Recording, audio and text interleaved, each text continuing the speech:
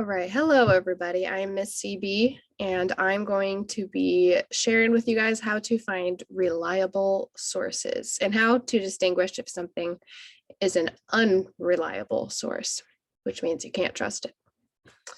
All right, so let me share my screen and we will get started.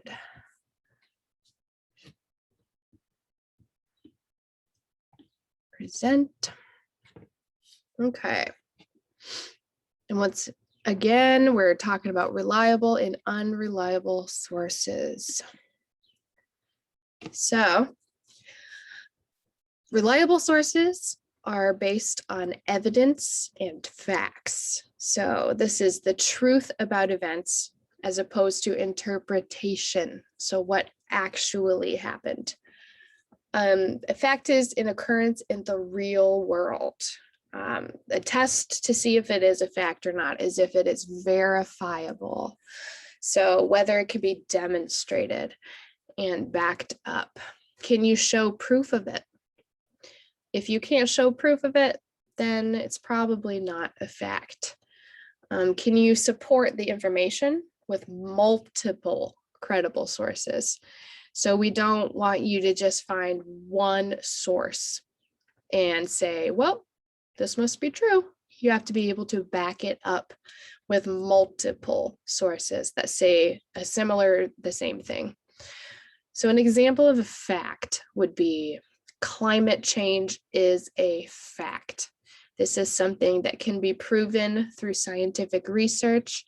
There are peer-reviewed articles that talk about it. Scientists all over the world say that climate change is a fact.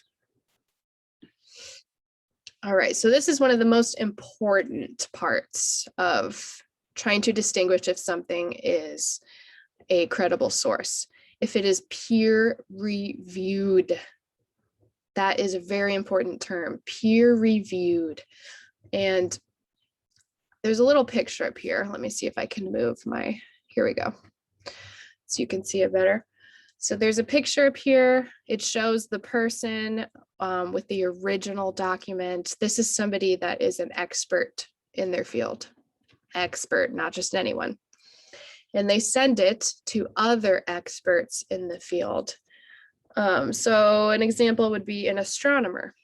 An astronomer can write a paper about black holes, and then they send it to other astronomers, and they read over that paper, and they see if all of the facts line up, if everything makes sense. If they have anything wrong in there at all, then they tell them to fix it. And then once all of these other experts in the field say that it is good to go, then it's good to go.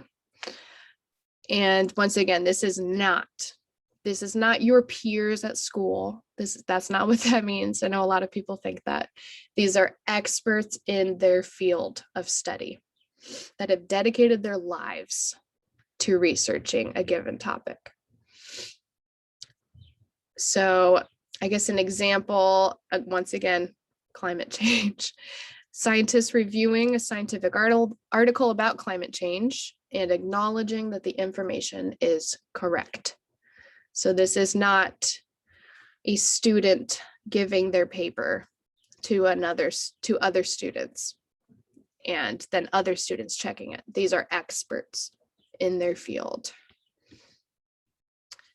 All right, so well-established newspapers, magazines, books, and radio. These are all things that are likely to be credible, but they could also be unreliable. And you have to use your critical thinking skills to determine which one it is. So if it's credible, they are written by authors or journalists who have consulted reliable sources, and it has been vetted through an editor. However, they can contain both researched stories that are credible, and they can also contain editorial or opinion pieces. And it is very important to distinguish between the two. Does this article express beliefs, emotions, or express worth of something? Then it is opinion based. And that means that it is probably not reliable. If they are just stating facts about what has happened, and you can check the sources and see who the author is, then there's a much better chance of it being reliable. But once again, there's nothing that's 100% foolproof. So you really have to use your brain to think about these. Websites and blogs. So these can also be reliable or unreliable. They can be hoaxes or sincere misinformation, depends on who it is that's writing it. So websites and blogs, this can be anyone. This can be your crazy neighbor down the street submitting an article about lizard men. You really need to check and see who is the author, who is writing this. Are they trying to persuade you in any certain way? If they're trying to convince you of something or persuade you, then these are not facts. And online news sources are particularly notorious for false information. So you got to be able to see, where are they getting this information from? If they don't have sources, then don't trust it. Wikipedia. So Wikipedia is something that I think can be good if you are just trying to find out basic information about something. Then that's a good place to start. However, you don't want to use Wikipedia in a research paper, because these authors are anonymous on Wikipedia, and you don't know how to determine if they're an expert on this subject. It's just very unpredictable. They do have editors that oversee entries, but you don't know if this editor knows what they're doing. Maybe they do, maybe they don't. Most schools won't let you use Wikipedia for this reason. I know when I was in middle school, I edited a Wikipedia page, and the editor did correct it, and they banned me for a little bit. And the thing that was concerning, though, is what if somebody had looked at that article before it was edited? That's why you can't trust everything you look at, because you could be reading an article that hasn't been edited by the actual editor before they had a chance to correct it. So once again, Wikipedia, good for super basic info if you don't know anything about a topic, but don't believe everything you read on Wikipedia. So reliable source traits. This is something that is probably the most helpful, in my opinion. If the website ends in .edu, .org, or .gov, then those are much more likely to be reliable sources. If it ends in .com, then there's way more likely chance that it's going to be unreliable. And you want to look for peer-reviewed. You want to look for scholarly articles. If they're found in research databases, like a lot of colleges have research databases, some high schools will give you access to research databases. This is where there's a ton of scholarly article and research papers and things like that. Primary and secondary sources are much more likely to be reliable. Primary sources are, if it's like the Declaration of Independence, that is a primary source. That is not changed. We can see the original. This is something you can trust. As in, this is what they said in the past. A secondary source would be like your textbooks for school. These can be unreliable sometimes if it is a very old textbook.